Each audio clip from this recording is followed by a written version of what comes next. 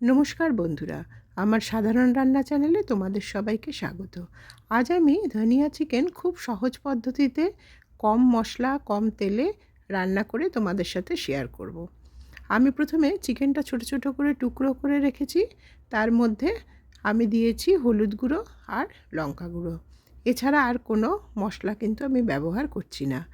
আর একটা লেবুকে কেটে অর্ধেক টুকরো রস আমি এর মধ্যে মাখিয়ে 1 ঘন্টা রেখে দিলাম। এদিকে আমি পেঁয়াজ কুচিয়ে নিয়েছি আর রসুন আর কাঁচা লঙ্কা বেটে নিয়েছি।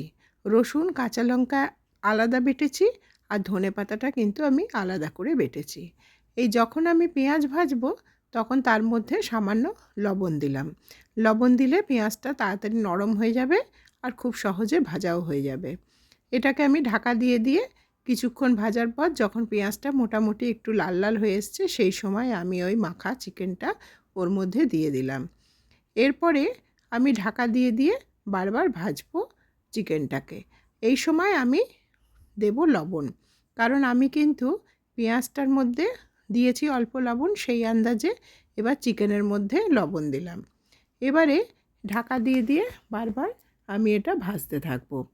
বেশ সুন্দর একটু ভাজা ভাজা হলে আমি প্রথমে ওই রসুন আর কাঁচা লঙ্কা যে বেটে রেখেছিলাম সেটা আমি এর মধ্যে দিয়ে দেবো। ধনেপাতাটা কিন্তু আমি এখন দেব না, ওটা আমি শেষে দেব।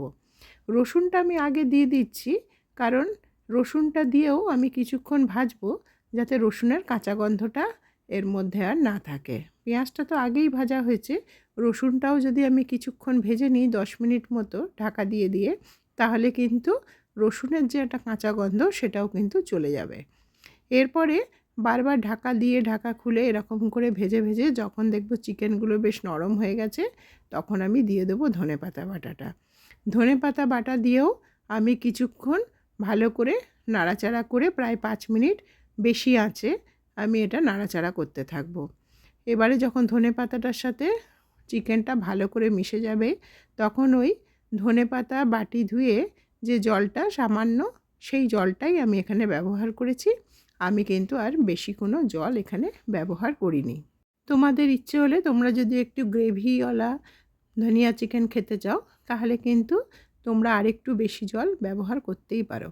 দেখো আমি কিন্তু খুব সামান্য ওই বাটিটার মধ্যে যেটুকু লেগেছিল সেটুকুর মধ্যে অল্প জল দিয়ে আমি এর মধ্যে দিয়ে দিলাম। আবার কিছুক্ষণ নাড়িয়ে তারপর আমি এটা ঢাকা দিয়ে রেখে দেব। কিছুক্ষণ ঢাকা দিয়ে রেখে আমি তারপরে এটা সার্ভ করব। রুটি, পরোটা, ভাত সব কিছু দিয়ে এটা খেতে ভালো লাগে। তোমরা কিন্তু আমাকে কমেন্ট করতে ভুলো না।